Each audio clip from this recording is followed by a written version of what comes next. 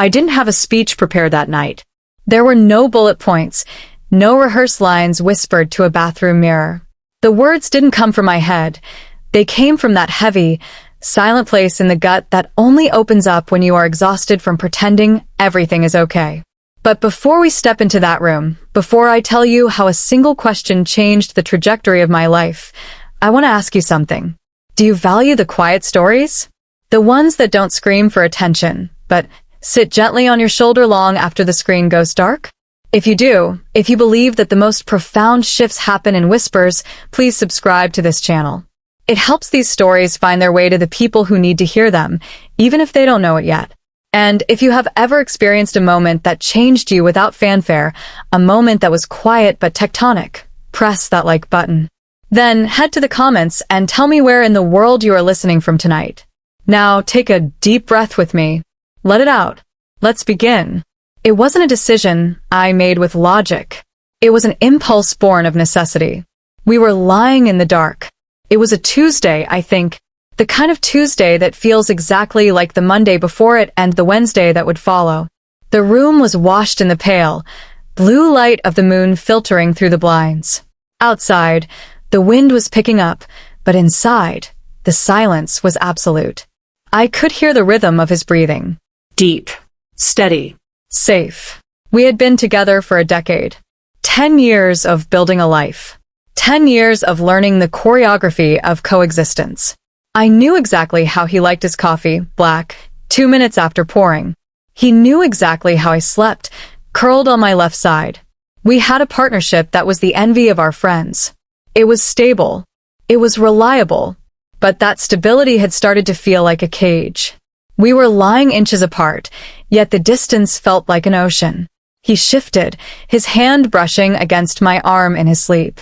It was a reflex, a muscle memory of affection. But instead of comforting me, that casual touch made my chest ache. I loved him. I loved him with a terrifying depth. But somewhere along the way, amidst the mortgage payments, the grocery lists, and the routine of simply getting through the week, we had stopped seeing each other. We had become efficient roommates who shared a history. The thought had been haunting me for months, hovering like a ghost in the corner of the room. It appeared when he would ask about my day, without looking up from his phone. It appeared when a goodnight kiss felt more like a punctuation mark than an expression of desire. I felt cared for, certainly. But I no longer felt cherished. I turned my head on the pillow to look at him. His eyes were closed, his face relaxed in the moonlight.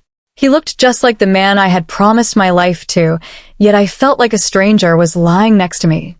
"Mark," I whispered. The sound was barely audible, but in the silence, it carried weight. He stirred, blinking his eyes open. He turned to face me, a sleepy, soft smile forming on his lips.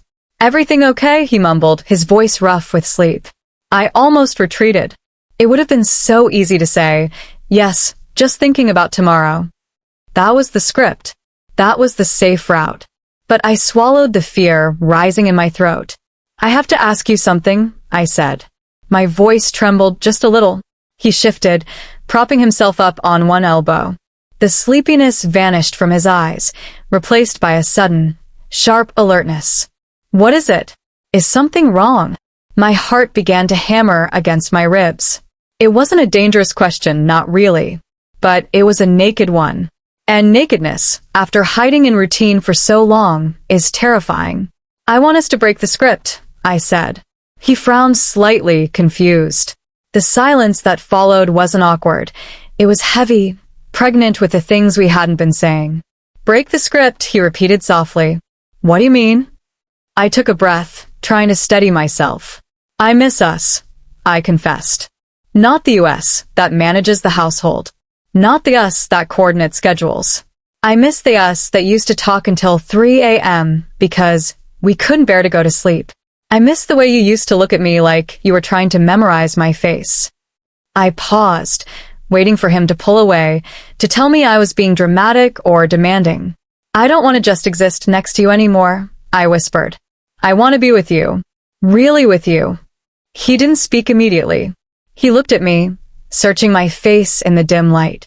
Then, he let out a long, shuddering breath, as if he had been holding it in for years. "You felt it too?" he asked. His voice was quiet, vulnerable. I nodded, feeling tears prick the corners of my eyes. I thought I was the only one. I thought maybe you were just bored of me. He shook his head quickly, reaching out to cup my cheek. His thumb brushed away a stray tear. "Never," he said firmly. "I thought you were the one who had checked out. You seemed so busy, so focused on everything else. I didn't want to get in your way. I didn't want to be needy." A soft, watery laugh escaped my lips. "God, look at us," I said. Two people starving for each other, both afraid to ask for a meal. He smiled then, a real smile, one that reached his eyes and crinkled the corners in the way I loved. "So," he whispered, leaning closer. How do we break the script?" "We wake up," I said. "We stop moving on autopilot. We touch on purpose. We listen on purpose. We choose each other every single morning, not out of habit, but because we want to." He nodded slowly. "Intentional," he said. "I can do intentional." Then he leaned in. He didn't kiss me like a husband saying goodnight to his wife of 10 years. He kissed me like it was the first time. It was slow. It was deliberate. It was a conversation without words. It felt like coming home after a long, cold journey. We didn't solve everything that night. There were no fireworks, no grand declarations that erased the past. We simply talked. We held each other in the dark, ignoring the clock, ignoring the early start we had the next morning. We relearned the map of each other's minds. In the weeks that followed, the change was subtle, almost invisible to the outside world. But to us, it was monumental. It was in the way he would stop chopping vegetables to really listen to my story about work. It was in the way I would reach for his hand across the center console of the car just to feel the warmth of his skin. The laughter returned, not the polite chuckles of roommates, but the deep, belly-shaking laughter of best friends. Trying to find each other again didn't mean we had to become different people. We didn't need to change who we were. We just needed to remember who we were together. And sometimes, that is the bravest thing you can do in a relationship. To admit that you are drifting. To stop the current. To ask for what you need.